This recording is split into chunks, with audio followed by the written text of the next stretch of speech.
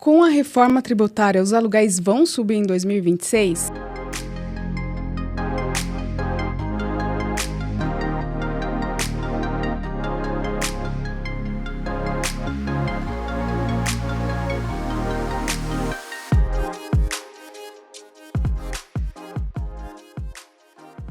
Começando mais um SP Imovelcast, e hoje o assunto é daqueles que você realmente precisa entender antes do final do ano.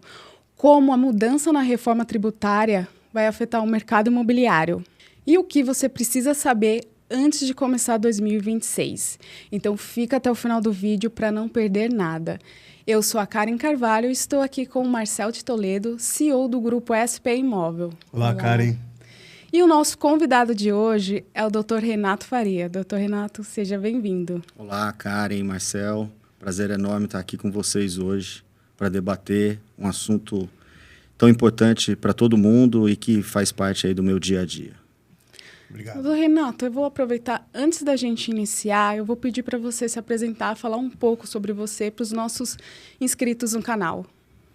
Obrigado. Bom, meu nome é Renato, eu sou advogado, também sou professor em Direito Tributário, estou na área há mais de 20 anos e tenho trabalhado com bastante dedicação no setor imobiliário. Então vai ser um prazer hoje fazer esse bate-papo aqui hoje com vocês. E já aproveitando toda essa sua experiência, a gente sabe que a reforma tributária trouxe muitas mudanças relevantes, né? E como que vai ficar para quem aluga o imóvel em 2026? Bom, tá difícil acompanhar a velocidade como as mudanças na legislação tributária estão ocorrendo, o que tem exigido uma atenção especial por parte das empresas, dos empresários e da sociedade como um todo, já que a reforma tributária vai impactar todo mundo. E pensando aqui hoje no nosso bate-papo sobre bens imóveis, isso tem a ver com todos nós, né? Nós estamos aqui hoje num imóvel. A gente trabalha em um imóvel e a gente mora num imóvel. Seja pagando aluguel, recebendo aluguel, comprando a casa própria. Então, a reforma tributária ela é de todos nós. Principalmente no setor imobiliário, que antes não estava acostumado com todos esses impactos trazidos pela reforma tributária. Isso é algo muito importante, né? Então, a reforma tributária do consumo, como ela é falada, ela começou com a emenda constitucional número 132, no final de 2023, e depois foi primeira vez regulamentada pela Lei Complementar 214, agora em 2025.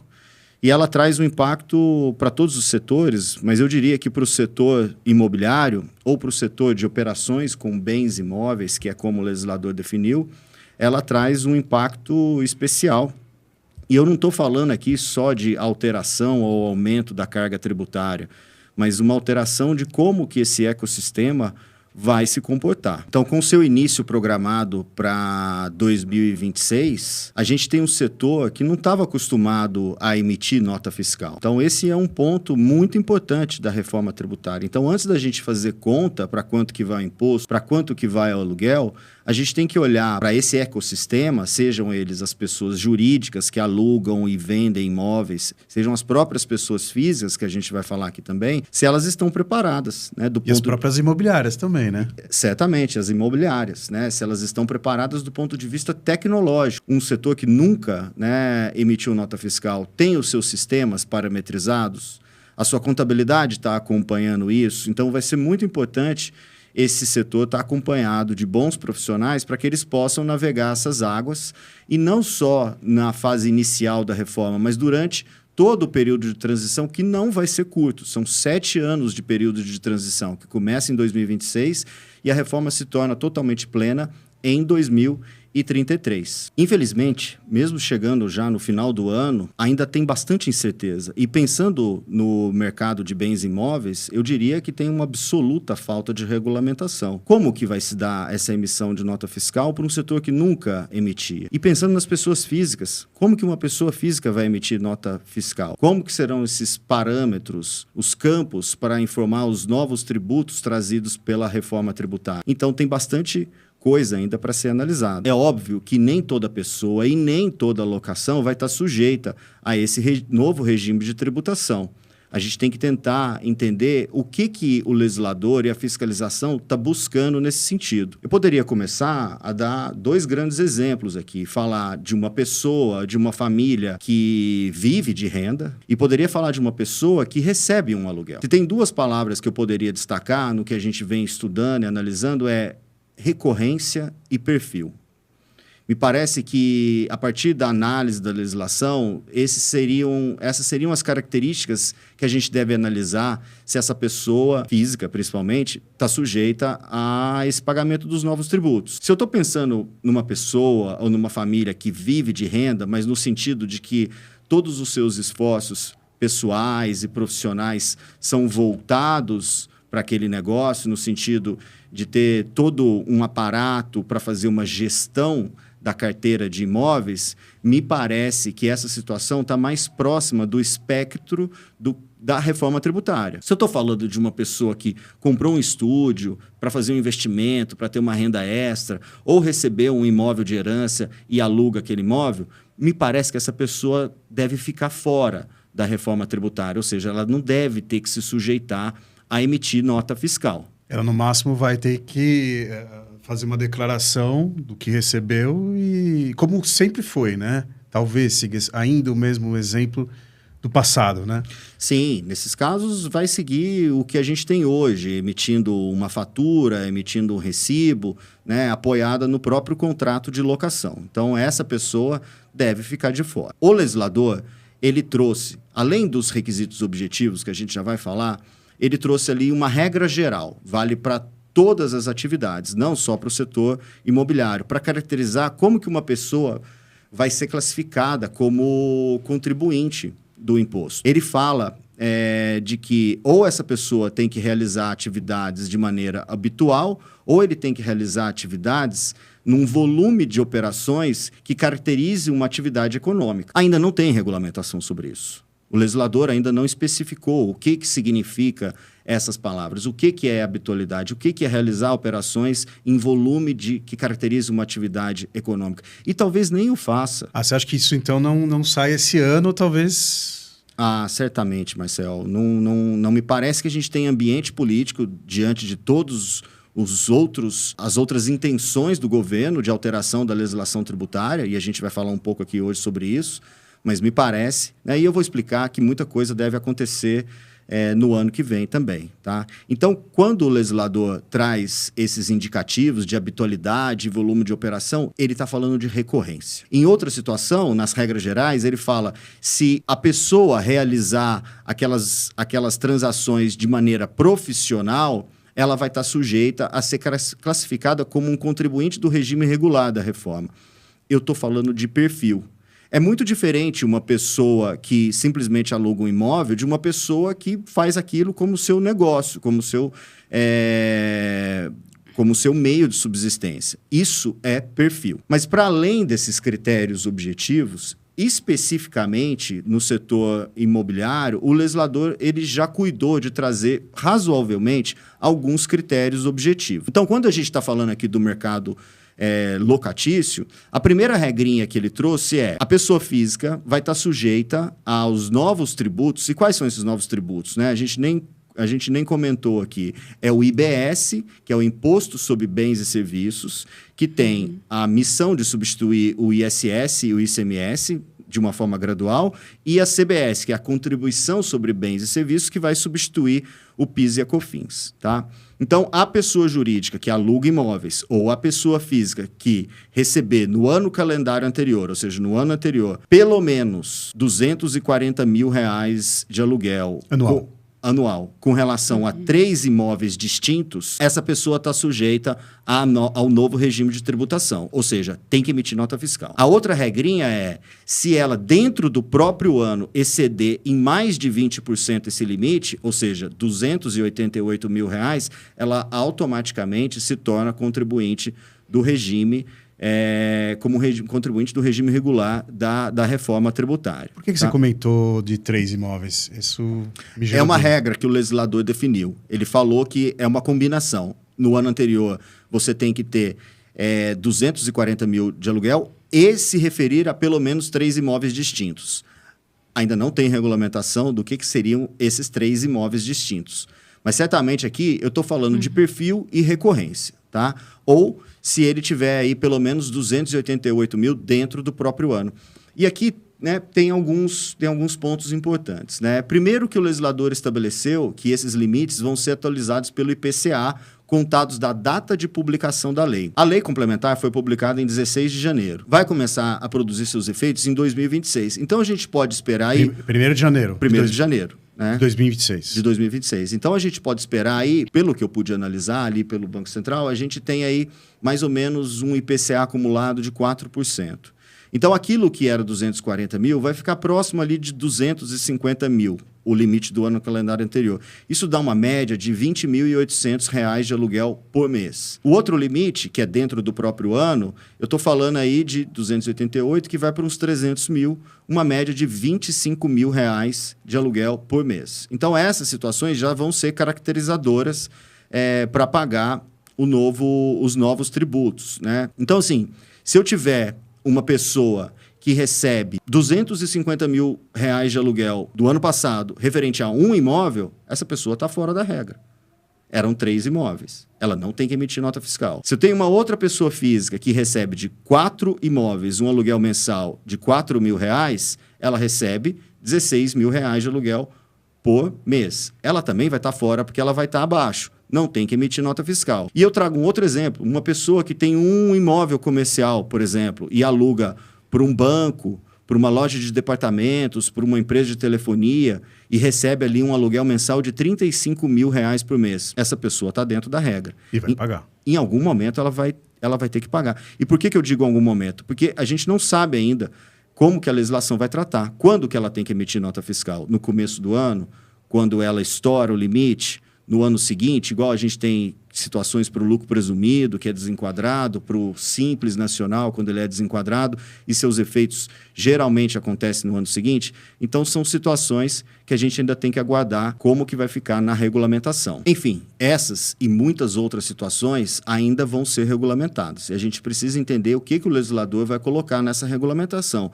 Seja uma lei ordinária, seja um decreto, seja uma instrução normativa da Receita Federal. Em resumo, se as pessoas jurídicas alugam imóvel ou as pessoas físicas que se enquadrem em um desses requisitos objetivos que nós falamos, o ponto mais importante é que, em algum momento, elas vão passar a ter que emitir nota fiscal. E isso é muito relevante. Do outro lado, numa perspectiva inversa, eu tenho que falar do locatário, do inquilino. O que significa? Se o locador desse inquilino está sujeito a esses novos tributos, fato é que esse inquilino vai ter que desembolsar um valor maior, porque os tributos novos vão ser incluídos dentro do aluguel. Ou seja, quando começar a ter que emitir a nota fiscal, certo? Certo, Marcelo, mas isso é esperado para acontecer, em princípio, a partir do início de 2026. A gente ainda tem uma incerteza. Tem se falado muito de uma prorrogação, mas até agora a gente não tem nenhuma comunicação oficial. E quanto deve subir o valor dos aluguéis na implementação desses tributos? Karen, a gente ainda não sabe qual que vai ser a alíquota. O Senado Federal não bateu o martelo nisso. Tem muita gente reclamando, a reforma tributária chegou e a gente não sabe nem a alíquota. De fato, a gente está com uma expectativa enorme com relação a isso. Mas existe uma explicação técnica para isso. Dentro da lei complementar, ficou estabelecido que a definição da alíquota em 2027, ela depende da apuração dos resultados de arrecadação dos anos de 2024 e 2025. 2025 não acabou, enquanto nós estamos conversando aqui, tá? E aqui vale um ponto muito importante, né? Porque a gente tem falado muito que a reforma tributária começa em 2026. Sim, começa em 2026. Eu acabei de falar da alíquota de 2027. O que acontece? 2026 é um ano de testes. Isso não significa que as empresas, os empresários e a sociedade como um todo não devam se preocupar. Muito pelo contrário, né? Já deveriam estar preocupadas e deveriam estar fazendo simulações em ambiente de testes, reprecificando seus produtos, como que vai funcionar isso no período de transição, avaliando seus sistemas, atualizando seus RPs, seus SAPs, conversando com a contabilidade. Enfim, tem muita coisa para fazer e tem muita coisa sendo feita. Mas em 2026, o que a gente vai ter é um ano de testes. As notas fiscais vão ter que ser emitidas com uma alíquota de 0,9% para a CBS e de 0,1% para o IBS. Mas isso é só para fins informativos. É uma obrigatoriedade, as empresas, os prestadores de serviço, o setor imobiliário terá que observar isso, mas não tem um efeito econômico de desembolso. A partir de 2027 é que o bicho pega.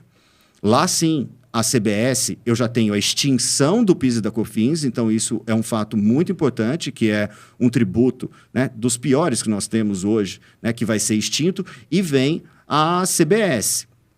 Por que é tão importante? Hoje, o mercado imobiliário, quando ele atua através de uma pessoa jurídica, ele está majoritariamente dentro do regime do lucro presumido, que paga ali 3,65 de PIS e COFINS. Essa alíquota, isso ainda é estimado com base, né, nos estudos da Receita Federal, que tem falado que a tributação total vai ficar ali na casa dos 26,5%, 28%. A CBS deve ir para 8,5%, 9%, ou seja, ela quase triplica de um ano para o outro. Tá? E com relação ao IBS, que vai ter a difícil missão de substituir o ISS, que é o imposto por excelência de mais de 5.700 municípios, e o ICMS, que é o imposto por excelência dos estados e do Distrito Federal, vai substituir isso de uma maneira mais gradual. A expectativa é que o IBS deve ficar aí na casa dos 18%, 19%. Então, quando eu penso no IVA dual, essa carga tributária, ou seja, pensando no IBS e na CBS junto, ele deve ir ali para a casa dos 26,5%, 28%. Mas calma, não é para tudo isso que vai a tributação dos aluguéis. O legislador ele teve o cuidado de estabelecer um regime específico para as operações com bens imóveis. E no caso do mercado locatício, ele definiu uma redução de 70% da alíquota referência. Então, se eu estou considerando ali os 26,5%, 28%, a alíquota para o mercado de locação, a alíquota do IVA dual, desses dois novos tributos, deve ficar ali mais ou menos em 7,95%, 8,40%. Como esses novos tributos vão passar a ser calculados por fora, então, e essa é uma novidade, né, trazida pela reforma tributária, porque hoje a gente não sabe quanto que a gente paga de imposto. Está tudo dentro. Você vai comprar um tênis, ele custa X, mas você não sabe quanto que está pagando de imposto. Você vai almoçar e paga a conta do restaurante, não sabe quanto você está pagando de imposto. Então, a reforma tributária, ela traz um nível de transparência que nós não temos hoje. Quem teve já a oportunidade de viajar para fora e comprar qualquer coisa, sabe que funciona assim. Nos Estados Unidos, na Europa, né? Você vê ali aquele bem numa gôndola, na vitrine, na prateleira, e quando você vai pagar, o valor é um pouco maior, né? Aquilo que você viu lá que custava $100, quando você vai passar o cartão ou vai pagar... $108. Deu 108, deu 112, depende até do estado, né? Mas na notinha vem descrito, né? Falando. Mas é que a gente não tem esse costume. A gente tem costume de ver o valor, né? Que está lá fixado. Uhum. E lá está embutido os impostos. E agora vai inverter, né? A gente, ou seja, o consumidor é quem vai bancar essa mudança, vamos dizer, né? Dos tributos. Exatamente, Marcel. E quando você fala consumidor, eu vou trazer aqui para o nosso bate-papo. É o locatário, é o inquilino, né? Então, se do lado do locador eu tenho uma pessoa que está enquadrada na reforma tributária como um contribuinte regular, se eu pegar, por exemplo, um aluguel de R$4.000 mensal e pensando naquelas alíquotas de 7,95%, 8,40%, é estimado que, em algum momento, esse aluguel, o valor que o inquilino vai desembolsar, vai ser ali da faixa de 4.318, 4.336. Eu fiquei numa dúvida agora. Por exemplo, se o aluguel tiver embutido condomínio, né, no aluguel, tudo bem, a gente já está sabendo esse cálculo. E se o inquilino for pagar o condomínio, será que vai também ter um imposto dentro desse valor do condomínio? Não vai, Marcel. Sua pergunta é muito boa e o legislador cuidou disso, né? Primeiro, ele fala de base de cálculo, né? E ele falou que na base de cálculo do aluguel não entra o valor do condomínio e os tributos sobre o imóvel, que é principalmente o IPTU, as taxas de fiscalização, o laudêmio, às vezes, o foro, né? Pensando aí em imóveis que são litorâneos, tá? Agora, com relação ao condomínio, pode ser que tenha, né, algum aumento, mas não exatamente por conta do condomínio, porque o condomínio, na verdade, é um conjunto de despesas que estão sendo rateadas. Essas despesas são, às vezes, de contratação de fornecedores. Não é uma prestação de serviço, né? É considerado uma prestação de serviço? O cobrança do condomínio? Do condomínio? Não. Acho que se você olhar sob uma perspectiva, sim. Mas, na verdade, eu estou juntando ali todas as despesas que foram havidas naquele período, geralmente um mês, e eu estou rateando entre o número de unidades. Tá? Então, assim, como parte relevante dos gastos condominiais são relacionados com prestadores, cara que foi cuidar da bomba, da piscina, do motor do elevador, da jardinagem, são fornecedores, eles também são impactados pela reforma. Com certeza. Então, vai subir. É provável que tenha um repasse do ônus. Quem paga a conta final somos nós, é o consumidor final, tá? E, por fim, falando aí um pouco, né, dessa carga tributária, o legislador estabeleceu especificamente para a locação um desconto para o locador que vai pagar esses novos tributos. Ele criou o tal do redutor, o redutor social. Então, para cada imóvel alugado, o locador tem um desconto fixo de R$600. Esse valor também vai ser atualizado aí pelo IPCA. Então, de certa forma, ele poderá utilizar isso para avaliar se ele repassa ou não a integralidade do custo tributário para o inquilino. Mas aí fica uma dúvida. O inquilino, ele vai ser obrigado a declarar no imposto de renda o aluguel? Olha, Karen, são muitas camadas para serem endereçadas nessa sua pergunta, mas eu vou começar pelo básico. Não pelo inquilino, mas o locador, que sempre foi obrigado a declarar e pagar imposto sobre o aluguel. Nunca houve mudança com relação a isso. Mas a inversão da sua pergunta tem bastante sentido. Eu vou tentar responder um pouco aqui sobre isso, né? Recentemente viralizou aí nas redes sociais um vídeo que se falava mais ou menos, né, nesse sentido. Se você é adulto e mora com seus pais, eu sinceramente eu não sei porque deu tanta ênfase no adulto, né? Mas se você é adulto e mora com os seus pais, se prepara, porque com a reforma tributária, agora vai ficar mais caro, ou alguma coisa, a Receita Federal vai cobrar os impostos dos seus pais, né? E falava dos seus pais mais com essa ideia de mora de favor, tá? Uhum.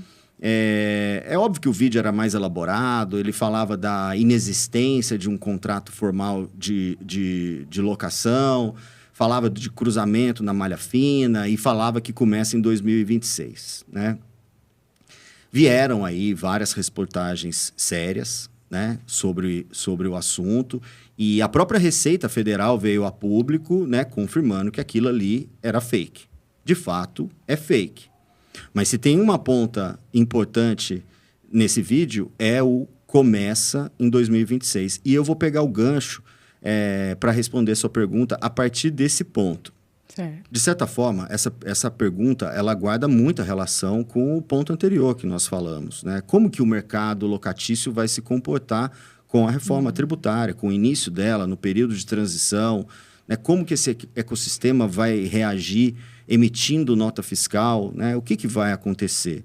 Mas não é só isso, né? Junto com a reforma tributária vem também o CIB, né? CIB, Cachorro, Igreja, Bola. O CIB é o Cadastro Imobiliário Brasileiro que integra o SINTER, que é o Sistema de Gestão de Informações Territoriais. O CIB basicamente vai ser uma plataforma gigante que vai consolidar todas as informações dos imóveis urbanos e rurais numa plataforma nacional, com base em dados já disponíveis das prefeituras e também do INCRA. Espera-se que com essa plataforma gigante, a gente vai ter aí uma capacidade de cruzamento de informações como nunca se viu antes. Ainda mais porque esse cadastro vai estar integrado com a Receita Federal, que todo mundo sabe tem um poder de fiscalização, um poder tecnológico hoje muito grande. Então, cada imóvel vai receber um código, né, o código CIB, e isso vai identificar todos os imóveis dentro dessa plataforma nacional. Não é à toa que o CIB já está sendo, né, apelidado do CPF do imóvel. E diz até que vai substituir as matrículas. Eu acho que isso já não confere, né? Eu vou dar um passo atrás para responder essa pergunta, Marcel, que ela é muito boa. Assim, num primeiro momento, o que a legislação diz? Diz que os órgãos da administração federal e estadual vão ser os responsáveis por adequar os sistemas e, ato subsequente, os cartórios vão ser obrigados a adequar essas informações, né, para recepcionar esse código de identificação do CIB, né, esse novo número que vai ser atribuído aos imóveis. Então, assim, a julgar, né, meu entendimento, pela capilaridade de lugares onde o número de uma matrícula está espalhado, né, em contratos bancários, em contratos de garantia, em documentos relacionados à união estável, regime, né, de bens, assim, me parece que se houver essa substituição, ela vai ser muito gradual. Acredito que para os imóveis novos, eles já devam nascer com esse código CIB, tá? O legislador estabeleceu um prazo de até 2 anos, né, para concluir essa adequação dos sistemas, né? Não se sabe ainda como, né, até mesmo se os cartórios já iniciaram esse procedimento. Não me parece que as matrículas vão ser substituídas, né, num primeiro momento, mas olhando para frente, é altamente provável que os imóveis vão passar a ser identificados a partir desse código numa plataforma nacional de cruzamento dessas informações. Então, com essa nova ferramenta, né, desse potencial de cruzamento de informações, não com essa notícia fake que vai cobrar aluguel, a gente tem alertado, né, para que sejam tomadas algumas cautelas, né? E eu estou pensando principalmente, a gente sabe, né, que muitas vezes o aluguel não é declarado, né? Então, se eu poderia pensar na seguinte situação: a pessoa aluga um imóvel e geralmente ela utiliza essa informação, né, desse endereço para a sua vida pessoal. Ela pode até não entregar a declaração do imposto de renda, mas certamente ela vai informar aquele endereço numa conta de luz, numa conta de água, né, de gás, né, de energia elétrica. Então, em algum nível, essa informação pode ser cruzada e ser questionado, né? Seja o locador, falou assim, escuta, essa pessoa aqui está informando um imóvel que é da sua titularidade. Com base em que ela está utilizando esse imóvel? Você vai apresentar um contrato de locação e não tá declarando o aluguel? Ou também circularizar a informação e questionar o próprio locatário.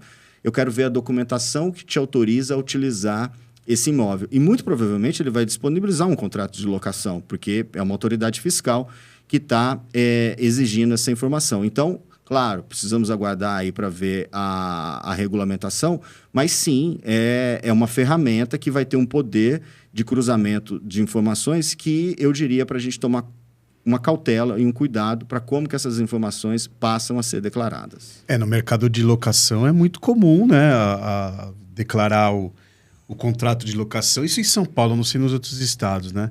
Declarar o contrato para as empresas de energia elétrica, né? Isso é extremamente comum, né? Para tirar do nome do locador esse ônus, né? Esse risco, né? De você arcar com energia do inquilino, né? Sim, na verdade, até onde eu tenho visto, né, Marcelo, isso é uma obrigatoriedade, né? Exato. O próprio contrato de locação já determina. Já fala você isso. Tem 30, 60 dias para substituir. Então, assim, essa informação vai estar num órgão que presta informações, sabe, em bases diárias, mensais, com a própria Receita Federal, né? Então, assim, vai cruzar essa informação? Não sei, mas o que se espera é que seja uma ferramenta com um poder tecnológico de cruzamento de informações muito alto. Então, a recomendação é ter cautela.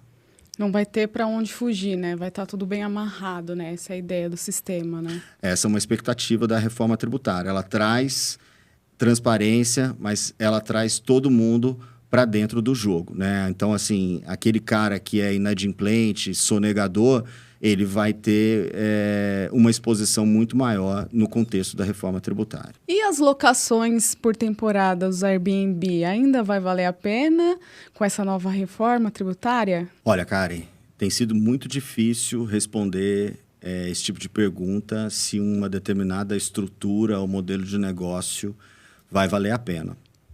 Eu tenho falado muito sobre reforma tributária e tenho dito que a reforma tributária não é mais, ela não é mais sobre a alíquota que você vai pagar, né, qual que é a carga tributária, mas é quanto de crédito que você vai tomar, qual que é a capacidade que aquela estrutura, que aquele modelo de negócio tem de tomar crédito, já que eu saio de um regime atual de creditamento bastante limitado para uma situação de creditamento amplo. Então, o principal ponto que eu diria, né, e que as empresas já estão fazendo, né, que a gente tem trabalhado, é analisar a sua base de fornecedores, analisar os seus sistemas, entender os seus contratos, revisar os seus contratos, para que você se certifique de que você está tomando crédito de todas as pontas, de todos os seus gastos, de todas as suas despesas. Porque é isso que vai ditar, no final do dia, quanto que você vai pagar de imposto. Já que a alíquota, elas vão ser iguais para todos os modelos de negócio. E na maioria das locações de temporada é feita por aplicativos. Então não tem como fugir. São raras locações feitas de forma direta, né? Sim, e esse ponto, né, o legislador ele trouxe um tratamento específico para essas locações de temporada, né? Como que ele delimitou isso? Primeiro que ele delimitou que essas locações são aquelas em que o período é de até 90 dias corridos, né? E aqui, esse tratamento, ele equiparou esse modelo de negócio como um modelo de hotelaria. E o benefício ficou um pouquinho menor que em relação às locações tradicionais, né? A gente acabou de falar que nas locações tradicionais o legislador estabeleceu um redutor de 70% da alíquota de referência. E aqui, para as locações de temporada, ele estabeleceu um redutor de 40%.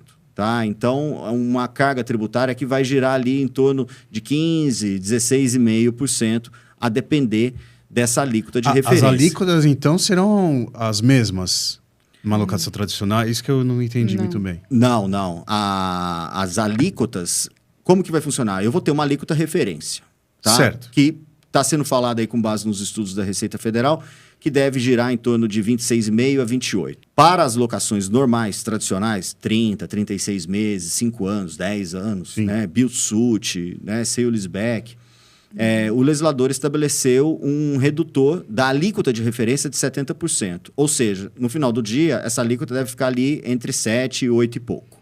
Então, os redutores é que são diferentes. Os redutores é que são diferentes. São os regimes específicos dentro da reforma tributária. E para as locações de temporada, Airbnb, Booking, né, outras plataformas digitais, ele estabeleceu que esse redutor é de 40%. E por que ele fez isso? Né? Óbvio que é uma questão de política fiscal, né? Mas certamente ele analisou e falou assim, olha, esse carinha aqui, ele está mais próximo de uma hotelaria, ele tem uma capacidade, ele tem outros custos. Então, certamente, eu tenho que olhar aquele modelo de negócio. E a primeira parte da minha resposta é, modelo de negócio vale a pena? Deixa eu ver. Eu tenho que fazer conta. Onde que você está tomando crédito? Onde que você poderia tomar crédito que você não está tomando? Então, é essa uma análise que tem que ser feita, mas o redutor, né, de ajuste aqui para essas situações, ele ficou um pouco menor. E essa conta vai para quem, Renato? Karen, é difícil cravar, né, se o repasse do ônus tributário, né, desse novo custo tributário, vai ser realizado de uma maneira integral. Né? Eu volto lá para a primeira parte. Né? Então, assim, é necessário que as empresas, né, de hotelaria ou quem, né, tem ali um portfólio de imóveis e costuma colocar à sua disposição, faz essa gestão para alocação, fazer conta. Entender se não vai tomar crédito nenhum, é altamente provável que ele vai repassar esse custo tributário como um todo. Como sempre, vai passar ou ele sempre para o consumidor. Ou né? ele vai sempre. ter que avaliar, né? Porque às vezes ele vai ter que tirar um pouquinho para poder... Ele precisa se manter competitivo também. Né? Senão daqui a pouco vai querer, ao invés de alugar para a temporada, o consumidor, né, vai preferir ficar num hotel, né? Provavelmente. Sim. Ele vai fazer pesquisa, é óbvio. Né? A gente fica num aluguel por temporada geralmente pelo custo um pouco mais baixo, né? Sim, é evidente, né? Então, assim, é esperado que tenha um aumento de custo? Sim, né? Mas para entender, né, cravar se esse custo vai ser, se essa conta vai ficar no colo nosso, né, do consumidor final, do inquilino, usuário né? final, Sim. é algo que vai depender muito aí desses testes, dessa avaliação caso a caso, né? Se a empresa que faz isso vai optar por se manter competitiva, ou ela vai optar por manter a taxa de retorno, a lucratividade dela. Então, são vários fatores, né, que vão ter que ser ponderados, né? Eu diria assim, desde a taxa de juros, que está muito elevada no país, até os resultados da economia. A gente tem agora um projeto de lei em fase de sanção presidencial que, para pessoas que recebem até R$5.000, vão ter isenção total do imposto de renda. Para quem recebe até 7.350, vai ter uma isenção parcial. Ou seja, de certa forma, eu vou ter mais dinheiro circulando na economia, né? Em algum momento, essas questões devem se equilibrar, mas isso também vai se refletir, né? Eu estou chegando agora no período de férias, né? As pessoas tendem a despender um dinheiro a mais para alugar um imóvel. Então, a gente já vai ver isso acontecendo logo no começo agora, principalmente aí com os aluguéis de temporada. Renato, considerando todas as mudanças e que a gente está no final do ano, quais são as suas orientações finais? Eu tenho falado muito sobre reforma tributária e o principal ponto que eu tenho alertado é que a reforma não é só para os advogados, contadores ou tributaristas. A reforma tributária é para todos e ela é multidisciplinar. Então, pensando nas empresas, ou mesmo nas pessoas físicas que estejam lá dentro daquelas regrinhas que nós falamos sobre as locações, eu poderia dividir minha fala aqui, talvez num tripé, né? Primeiro, do ponto de vista jurídico, né? Seja aquela pessoa física que tem um advogado que ajuda ele a ter um contrato de locação, a revisar, seja, né, numa empresa, né, tributada ali no presumido, mas que tem isso como atividade, né? Ou seja, as grandes imobiliárias que fazem isso. Acho que o primeiro ponto, né, é revisitar os seus contratos. Né? Não os contratos de locação propriamente dito, mas todos os seus contratos, com seus fornecedores. Já que um ponto muito importante da reforma é que as empresas e as próprias pessoas físicas, né, se enquadradas como como contribuinte do regime regular, só vão poder tomar o crédito do IBS e da CBS desde que confirmado que ele foi pago anteriormente.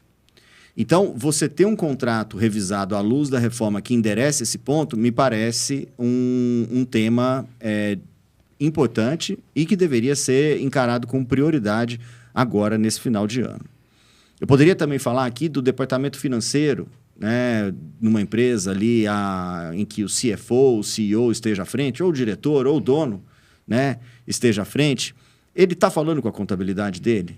O sistema dele está preparado? Ele, que nunca emitia nota fiscal, está pronto para isso? O que essa empresa está fazendo a respeito da reforma tributária? Né? Eu estou revisando ali a minha cadeia de fornecedores, eu estou pensando em horizontalizar a minha atividade e não deixá-la verticalizada.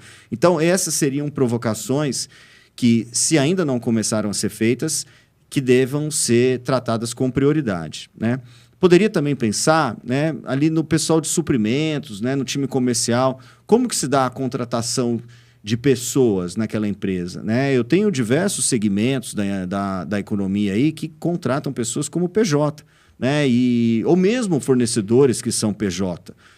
E muitos desses fornecedores, eles estão dentro do Simples. A Lei Complementar 214 estabeleceu que um fornecedor que está no Simples, você, contratante, não vai conseguir tomar crédito de 100% do que ele tem ali na nota. Ou seja, a sua capacidade de creditamento ela vai estar limitada. E, no final do dia, isso impacta a sua carga tributária. São estudos que devem ser feitos, né? O time comercial, quanto de desconto que ele pode dar, né, para uma negociação? Ele precisa saber qual que é o custo tributário dele, qual que é o limite que ele tem. Não vão ser os mesmos que ele tem hoje. Então, de uma maneira geral, esses seriam alertas que eu tenho falado sobre o assunto para qualquer segmento e não é diferente aqui do nosso público-alvo. Mas pensando exatamente aqui no mercado de locação, né, no mercado de locações, o legislador trouxe questões específicas, né? Ele criou uma espécie de um regime de transição. Principalmente quando eu penso, né, nas pessoas jurídicas que alugam imóveis e que, na sua larguíssima maioria, estão no regime do lucro presumido, elas pagam PIS/COFINS a uma alíquota de 3,65%. A gente falou aqui ao longo das perguntas que em 2027 o PIS/COFINS vai ser extinto. E quem aparece é a CBS. A gente falou que a estimativa da alíquota da CBS deve ficar ali em torno de 8,5%, 9%. O que o legislador estabeleceu? Ele estabeleceu um regime de transição, especificamente para as locações comerciais, não residenciais. Ele disse o seguinte: se o seu contrato de locação não residencial foi formalizado antes da publicação dessa lei, ou seja, antes de 16 de janeiro de 2025, para que você mantenha a alíquota da CBS em 3,65, ou seja, o mesmo que era o PIS/COFINS, você precisa, até o final deste ano, levar a registro o seu contrato de locação. Ou seja, só os comerciais, obviamente. Exatamente. E aqui tem um ponto muito importante que muita gente não está sabendo. Sim. Eu preciso, e que não é comum. E que não é comum, né? Então, eu preciso registrar esse contrato. O legislador falou que eu posso registrar ele ou no registro de imóveis, ou num cartório de títulos e documentos, ou perante a Receita Federal ou o Comitê Gestor do IBS, nos termos do regulamento. Esse regulamento não veio. Então, eu só tenho essas duas opções. Ou eu vou registrar no registro de imóveis, ou num cartório de títulos e documentos. Porque se esse locador, essa empresa, não fizer isso, ou mesmo a pessoa física, que por conta do valor de aluguel que ela recebe, ou por conta do número de imóveis que ela aluga, vai ser obrigada vai ser enquadrada como um contribuinte do regime regular do IBS e da CBS, para que ela não passe a pagar lá em 2027 9% de imposto, ela tem que fazer esse registro para garantir uma alíquota de 3,65%. Então, aí vai depender também do tempo de contrato. Porque se o contrato... Excelente pergunta. Se tiver beirando só o ano que vem, já não vai valer. Exatamente. Né? Então ele precisa ter 2030... 2027. A partir de 2027 essa conta vale. Quando eu falo dos contratos, tá. Mas tem que fazer conta. Esses registros nem sempre têm um custo baixo, né? Pensando em pessoa física. Eu tive situações aí que o registro de um contrato de locação passou da casa das dezenas de milhares, né?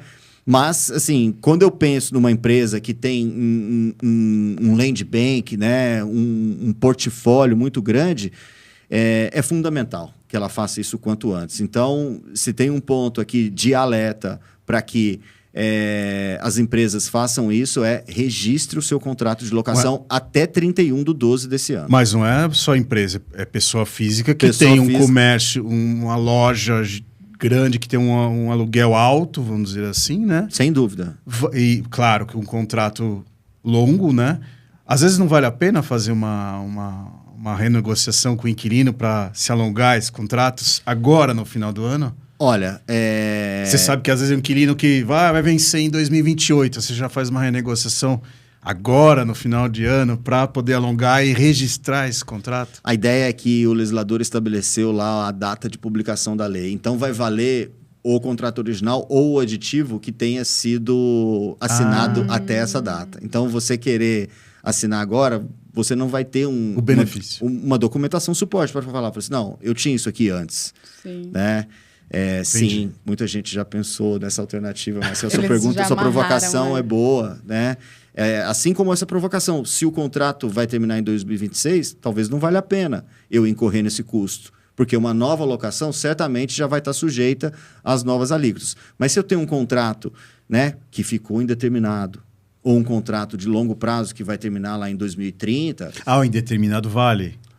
É algo que a gente tem que aguardar como que vai ser a regulamentação. Não sabemos. Provavelmente não vai ser. Eu acredito que vai ser defensável, né? Mas sim, é algo para a gente aguardar a regulamentação. Ou seja, né? Você que não registrou o seu imóvel, corra para registrar. Na verdade, é o registro do contrato de locação, que não é uma coisa muito comum de se fazer, nem nas locações comerciais grandes. Eu mesmo que já atuei como corretor e trabalhei em imobiliária, eu lembro de ter feito um registro na história inteira e eu alugava 100 imóveis por ano na época, lá atrás, né? Eu e minha equipe alugava uma média de 100 imóveis por ano. Eu fiz só um, que era uma alocação no braço, né? Uma alocação grande no braço. Eu não lembro de outra que eu tenha feito. Não é comum, né, Marcelo? Não é comum. Não é e comum. Agora vai ter que ser. E quantas, na sua história, que você trabalha com empresas grandes também, você fez registros do contrato de locação? Poucos também. Só em operações mais estruturadas, um build-suit, né? Era mais para garantia do direito meio do direito de preferência, etc. Né? Sim. Só mais por causa disso mesmo. Exato. Então, acho que fica esse alerta, né? Acho que as empresas, de alguma maneira, assessoradas, né, por escritórios, por seus jurídicos, já estão, né, olhando isso. A gente já tem acompanhado, tem muito cartório apontando exigências e não está querendo registrar, seja porque... Mas por que ele não quer registrar? Porque, às vezes, quem assinou aquele contrato não reconheceu firma, né, fez um contrato assinado ali, não tinha uma assinatura digital validada pelo ICP, a pessoa da empresa que assinou já não está mais na empresa, você não consegue ter mais a firma reconhecida. Então, assim, tem várias situações acontecendo e para que essas situações sejam regularizadas até o final do ano, precisa correr, né? E para, né, a pessoa física que eventualmente for assistir aqui o nosso vídeo, ela não está, às vezes, sabendo disso. Então, se tem uma pessoa física, né, que tem um contrato de locação, vá registrar seu contrato de locação para você garantir lá no futuro uma contratos tributação. De locação comerciais. Né? Isso, contratos de locação comerciais e que tenham sido assinados ou editados antes de 16 de janeiro de 2025. Legal, Renato, são realmente muitas mudanças, né? A gente tem que se preparar para isso, né? Para começar o ano já bem aí. E obrigado por aceitar o nosso convite aqui, por participar com a gente desse bate-papo e esclarecer essas dúvidas. E quem quiser te encontrar, como que faz? Bom, obrigado Karen e Marcel, pelo convite. Os meus dados seguem aí na descrição. Vai ser um prazer poder responder e atender às dúvidas. Estou super à disposição. Muito obrigada, Renato. E se você gostou do nosso vídeo, curta, compartilhe e deixe suas dúvidas nos comentários. Até o próximo vídeo.